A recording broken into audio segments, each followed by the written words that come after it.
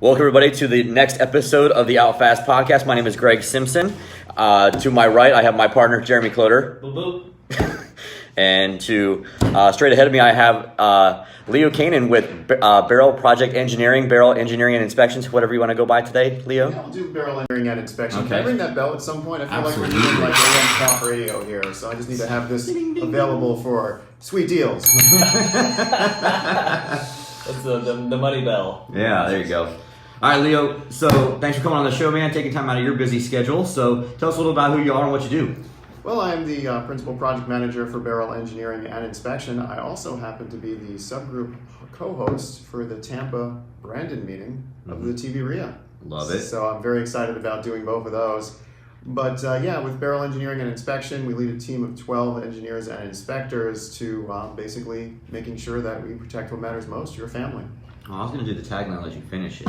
You got beat me to it. Sorry. It's okay. We were talking last night about how the taglines for like networking and stuff like that. You have the tagline and then you let the rest of the room finish your tagline for you. Yeah, we do that at ours, but Yeah. Leo gets in his mode. He's like, all right, I'm in introduction mode, so I just never stop. Yeah, I had Scott Lamar with AMCO in one of my networking groups, and he always the room would always beep when he did the AA part. Yeah. Okay. Yeah, there you go. Perfect. Oh, you know he bought a new franchise? Yeah, I don't. CP? That guy is a With AMCO? monster when it comes to running an AMCO dealership. I've sent several of my employees down there to get cars worked on. I'm actually going to talk to him about doing some fleet work because I've got enough vehicles where I need a fleet management service. Mm-hmm. Yeah. So, what'd you guys do last year? What's your goals for this year as far as inspections? Has anything changed as your business has changed over the last 12 to 24 months? Anything?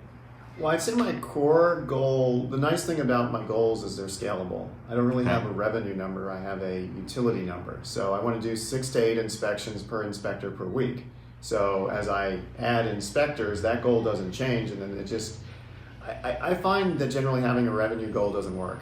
Okay. It's like I want to make $1 million this year. That doesn't really get you anywhere. But if I say I want to have 6 to 8 inspections per inspector per week, I know if I can hit that target, which is a tangible target to hit, something that's easily tracked, my revenue numbers will all fall into place. Right. That's a good idea. It's something I think it's easier to think about. Like, okay, we just have to get inspections, and that automatically means that this is going to happen. But then also for your team, like communicating to that team, this is what we're shooting for. This is what we need to be bringing in the door, so everybody. It's something that everybody can relate to, whether it's regardless of the when you get those other goals that just don't mean anything to anyone, it's really hard to pull that off. So yeah, my goals are all basically metrics that if you hit these metrics, these other visionary goals type happen. Like if we're doing 6 to 8 inspections per week and we're turning work away because we can't get to it within a week, I add another inspector. That's a metric. So nothing is revenue driven. It's all based on these metrics. I already know what the profit margin is on adding an inspector, and I already know what my profit margins are on inspection types.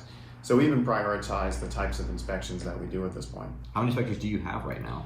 We have 5 in the field. I'm adding a 6th, and we have another designer starting actually on April 20th. So I'm actually yesterday, if you're listening to this semi-live, yesterday I actually hired for admins. I'm hiring 2 admins to handle the call volume to just better fit into those categories of getting the right inspections done in the right time, because our litigation work has picked up. Irma, Michael, hailstorm of March 20th, 2018, flood of December 14th, 2018. That's all leading us to work where we're writing reports to help you sue your insurance company. Love that. I love the dates. Those are like my favorite dates. Like September 11th went from one of the most horrific times in U.S. history to now my favorite day because that was Hurricane Irma. Also horrific, but for different reasons. People still have damage, and their insurance companies are still telling them no. So we're stepping in and we're helping win that battle for them. So, for people that don't know, you're also an engineering firm, right? Yeah. So tell us the difference between you as an inspection company versus some other just normal company that does that. Yeah, the state of Florida has licenses for everything. Of course.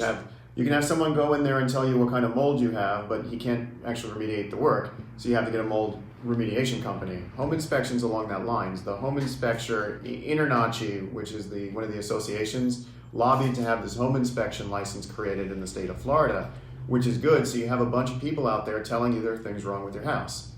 That's all they can do is tell you what's wrong with your house. Engineers can tell you why something's wrong, how to go about fixing it, and cost estimates on doing that. Home inspectors can't do that. So all of our competition's out there causing problems. They are. They're just telling Pissing me people, off. this is what's wrong with your house. And if people want to get more information, they're like, well, you got to go find an engineer. The most confusing thing in my industry right now is someone hires a home inspector, doesn't realize they can just tell you what's wrong, not anything else about it.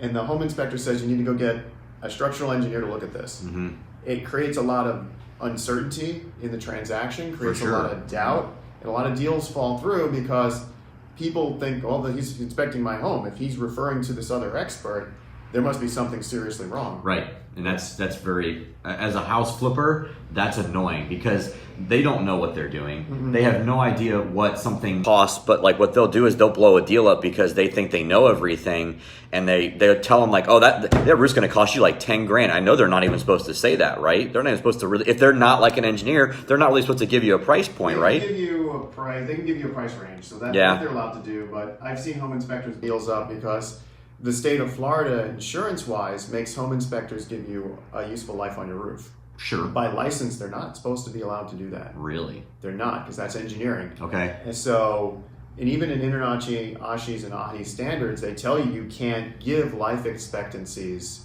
on that. But the state of Florida forces these inspectors to do things on their 4-point forms that, by license, the state of Florida should not allow them to do. Interesting. So we have to talk to you about that. Yeah. Start lobbying. Well, don't, because Yeah. I don't want to be doing more 4-points. Let the home inspectors do those. They got to the point where they changed the form to the fact where it is now like a home inspection. Okay. So they're really they gobble up a lot of time. Sure. And a lot of my competition says, I survive on 4 points and win mints. Yeah. We would go broke on just doing those. So explain for those that are maybe looking to buy a home, that are, have a realtor picked out, they're out there looking at houses and they got to go through the inspection process. Explain the difference between a 4-point inspection, a wind mitigation, and any other type of inspection that has to be done at a house. Yeah, so the way I like to explain it is the residential home inspection, you've got our inspectors coming in, they're going to tear the house apart, they're going to make it sound like it's falling apart, Yeah. That's what you hire us for. Like in this room alone, there's a hole in the center of this table. It's meant to be there, it's a defect, but we've got some bad cuts right here, so you can actually scratch your finger, make sure that that's painted and maintained so water doesn't come through. Very small defects. That's the sort of thing you get with a residential home inspection. On the 4-point inspection, there are items related to HVAC, which is air conditioning, electrical, plumbing, and your roof, and defects associated with these 4 components where the insurance company uses that report to deny your insurance. So the 2 defects I just pointed out in this room wouldn't appear on a 4-point, they're all maintenance, but more serious defects that affect insurability, insurance company uses that to deny your homeowner's insurance. Mm-hmm. And then the wind mitigation inspection report, and all 3 inspections are done at the same time. Sure. But the wind mitigation inspection report is basically what credits do you have, how strong is your house, and that's how you get money off on your insurance. Mm-hmm. So that's the difference between the 3. So what time frame does that normally take? So if we've got a house under contract, how fast can you guys typically get out there? Do you want to get out there too? Because it obviously depends on the inspection period that you get, but like how fast is that turnaround? I want to get out to a property within 72 hours. Okay. That's ideal. We're Yeah. looking at like 96 hours right now, which Okay. is why I'm adding another inspector. Gotcha. So because you have a 7 to 10 to 15 day window. Mm-hmm. Most of the time it's a 10-day window, but Yep. we see them as small as 7. And what the other thing that happens is the buyer kind of kicks around and does nothing for 4 or 5 days. Yep. So they're 5 days into a 7-day inspection period. So we're really good at getting out there, getting the data we need, and creating that report that same day or the next day. Yeah, we actually, one of our flips in St. Pete that's under contract just now scheduled. We got under contract on Friday of last week. They're not doing the inspection until Saturday. They only have 10 days. Like that's pushing it. Yeah. And so it makes me nervous that they're going to want to have the farm fixed, or they want the farm. And I'm like, well, you waited forever. We're now probably have to extend the inspection period so that way I can get whatever work done they wanted. So that's really frustrating. Maybe I should introduce you to the realtor that needs a new inspection company if they can't get out that fast. That was it was kind of bizarre.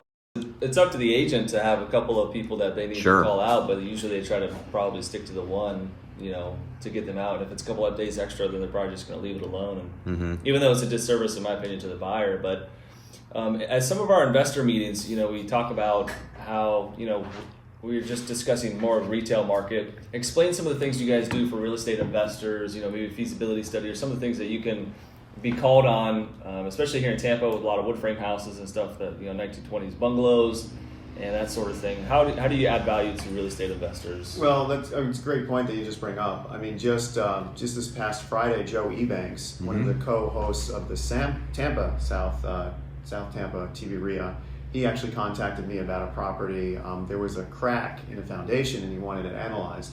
And anyone that knows Joe and myself knows that I make fun of Joe because his stuff becomes part of my presentation. It does. Yeah, Mine for those that are listening to this podcast in a timely fashion, I will be presenting at the South Tampa meeting. They meet at the A-Loft at 7 o'clock on the second Tuesday of the month. I will actually be presenting, and I will be presenting Joe's property as a major structural defect. Awesome. Because that's how great this property was. It's going to be the highlight of my presentation. Really? Yeah, it's that bad. It's that bad. And the funny part was it took me 10 seconds to diagnose the issue, and then I created a great 6-page report that he's able to beat the seller up to get them to lower their price. And that's kind of what we do at that point. We let the sellers know how bad something is in these scenarios. Just right after this, I'm going out to Frank Albert's property. Okay. He's with Sublime Staging. Yeah. And he's in the process of buying a flip, and he wants me to go out there and tear it apart. That's what we're going to do. It's a 1920s bungalow in Ybor City, and I'm looking forward to inspecting that and then preparing a fair report. I mean, if it doesn't need work, I'm going to say it. But if it needs work,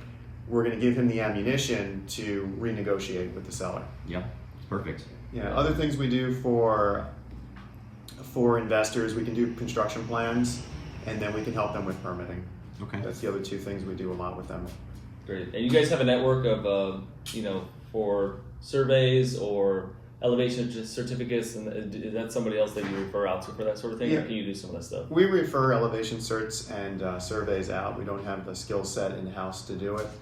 What we've done is over the years, through being in networking groups like TV RIA, we've developed a source of actual vendors that we can know, like, and trust, who we've been with now for several years, and we refer business back and forth. Sure. We don't receive anything from them in return for this. We're just hoping they treat our clients well and they contact them within 24 hours. That's what we ask for in return. Anytime we do have a couple of vendors that insist on giving us something for these referrals, we just tell them to either pass the savings along back to the client or donate to the Tampa Aquarium, because the Tampa/Florida Aquarium is our big charity, because we're very big on sea turtles. So any vendor that would want to give us a kickback for a referral, we're going to tell them to either directly give it back to the client, or if they insist, donate it to the Florida Aquarium on our behalf. So that's where that came from in your logo. Yeah, it's a sea turtle. And if you go to his house, he's got turtles everywhere. Turtles everywhere. I'm surprised you don't have like a company tortoise that's like the company pet that's crawling around the office. I thought about it. It was actually fun.